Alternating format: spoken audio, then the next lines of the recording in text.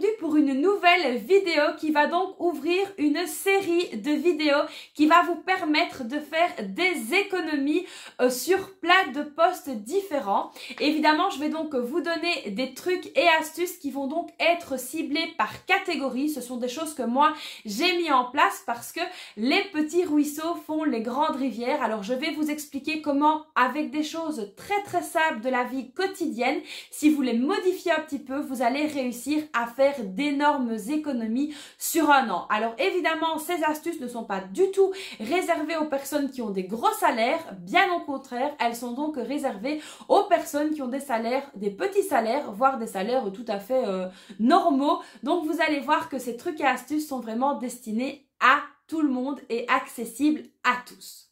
Ce sont vraiment des astuces très faciles et très rapides à mettre en place qui ne vont pas vous demander vraiment de réfléchir, de perdre du temps à ça. Pas du tout. Ce sont vraiment des astuces et des habitudes quotidiennes que vous allez donc mettre en place pour pouvoir économiser de l'argent tout au long de l'année sans entre guillemets y faire réellement attention.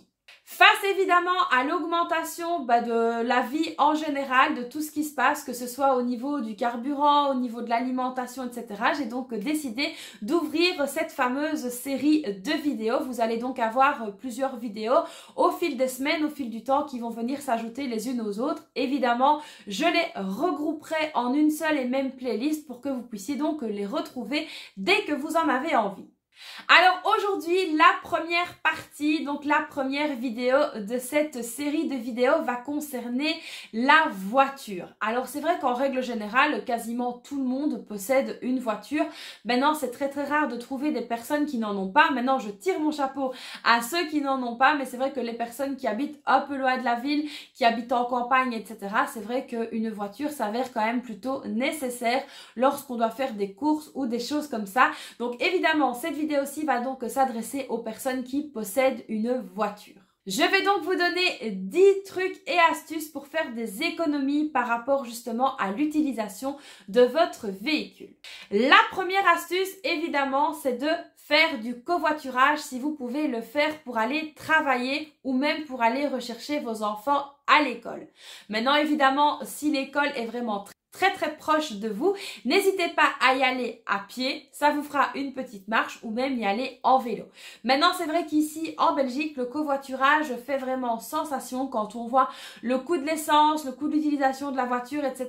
C'est vrai que le covoiturage prend une place énorme et c'est vrai que beaucoup de travailleurs qui se rendent dans des villes différentes, qui se rendent dans des villes éloignées ont tendance à covoiturer et ça c'est vraiment très chouette si vous pouvez donc mettre ça en place. Si par exemple vous avez un voisin ou une voisine qui a ses enfants à la même école que vous, n'hésitez pas à covoiturer pour aller rechercher les enfants ensemble. Déjà, ça vous fera de la compagnie et puis ça vous fera économiser du carburant.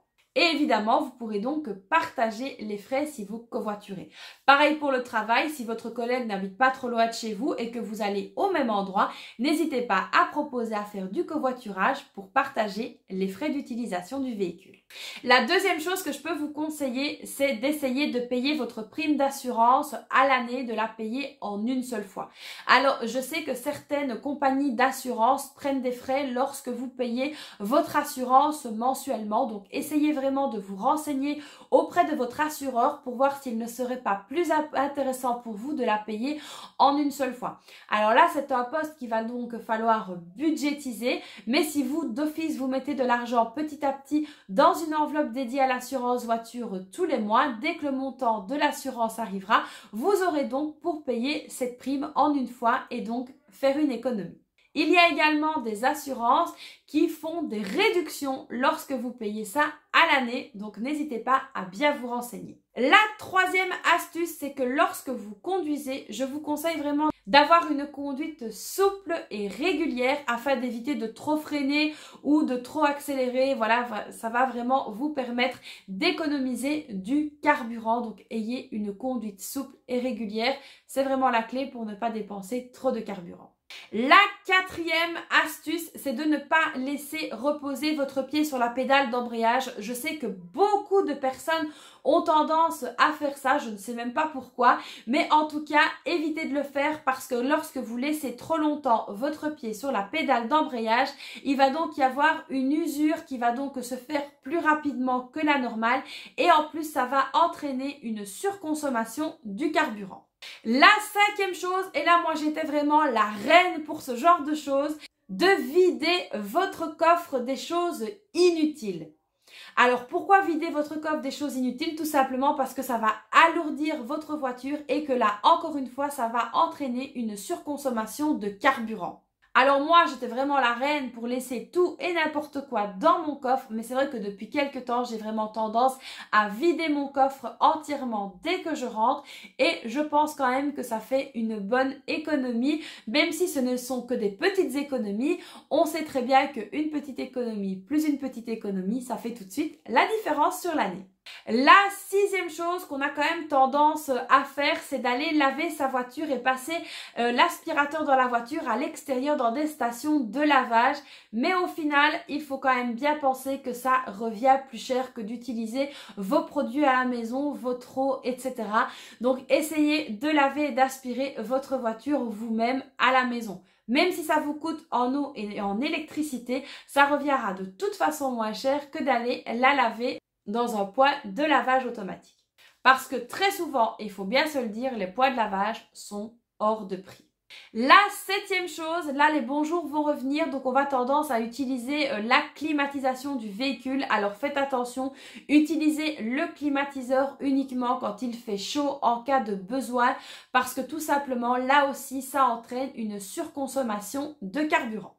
La huitième chose, et ça que je ne savais pas du tout, c'est mon mari qui me l'a expliqué, c'est de contrôler fréquemment la pression des pneus de votre voiture car là aussi, quand on roule avec trop peu de pression, ça fait une surconsommation de carburant. Alors ça, moi je ne le savais pas du tout. En réalisant cette vidéo, c'est mon mari qui me l'a expliqué.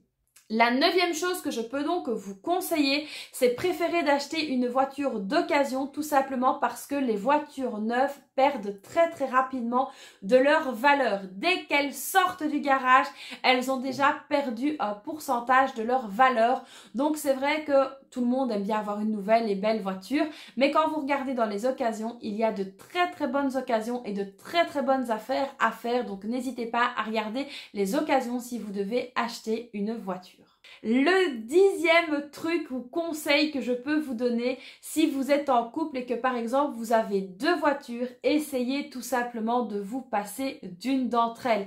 Alors je sais que ce n'est pas évident si vous travaillez dans deux endroits différents, mais si par exemple vous avez votre mari qui travaille et vous pas, essayez peut-être d'aller tout simplement, si les horaires le permettent, le conduire au travail et garder la voiture.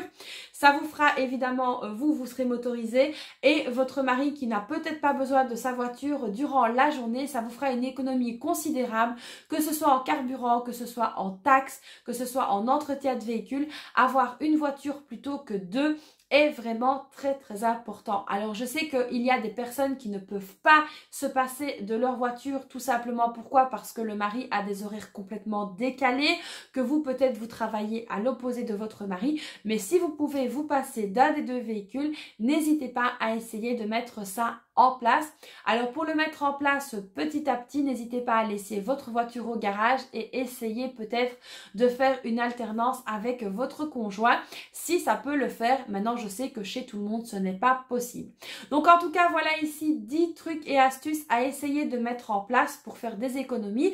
Donc ce ne sont pas des économies fulgurantes ou flagrantes. Je ne vous dis pas que vous allez économiser 1000 € par mois avec ces astuces, mais des petites astuces comme ça que je vais vous donner tout au long de cette série de vidéos, mises bout à bout, peuvent quand même vous faire économiser entre 5000 et 7000 € par an. Donc ça peut être vraiment très intéressant, ça peut être une très belle fourchette.